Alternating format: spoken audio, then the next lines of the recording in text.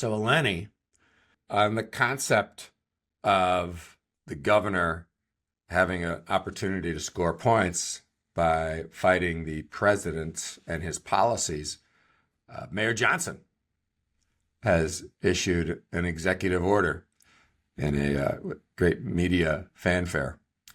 So he announced he was signing an executive order to the Chicago Police Department to investigate potential wrongdoing by ICE agents. And John Seidel and Mitch Armentrout covered this pretty in depth. Before we go any further, seems like this takes a page out of Governor Pritzker's book, correct? Um, yes and no. I think the concern here with what Johnson's doing is he's doing things without thinking them through, I guess, and that's the concerning part. Like, what's the goal here? First of all, um, potentially, compromising his credibility with the police department, which is already in peril. But furthermore, what I thought was just mind blowing was that he announced this and said that the Cook County State's Attorney, Eileen Burke, was in full support, only for her to then say she has no idea what he's talking about.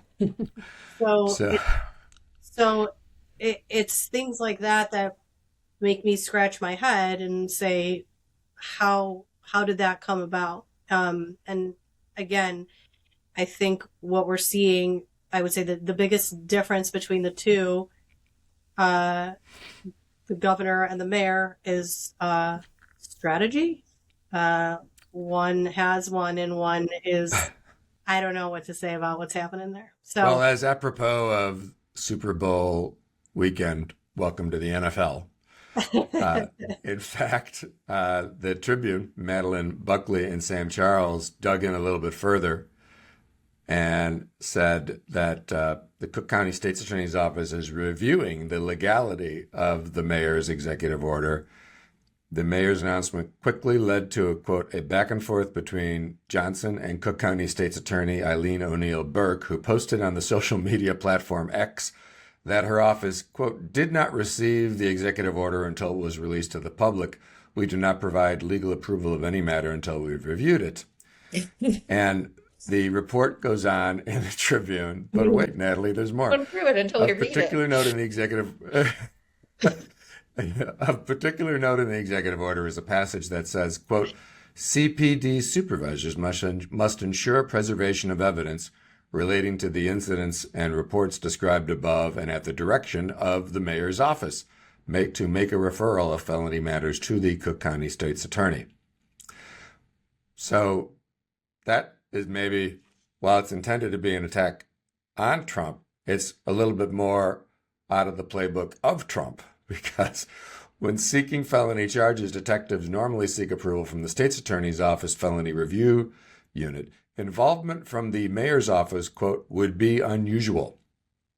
In the prosecutor's office statement, officials said they are reviewing the order for legality because this order changes the process for how felony charges are evaluated. Here's the thing about these special commissions, and they're all over the place, and they're worthy, right? Because we want to do whatever we can to protect our constitutional rights. But there are processes and procedures and policies already in place to defend the rule of law. And so when you create the extra layers, or you create sort of the press pop that then creates an additional bureaucratic hurdle, or blip, whatever you want to call what this latest executive order was, it actually can do more harm than good. And I'm speaking to this having had conversations recently over adult beverages with other attorneys, again, who shall remain unnamed.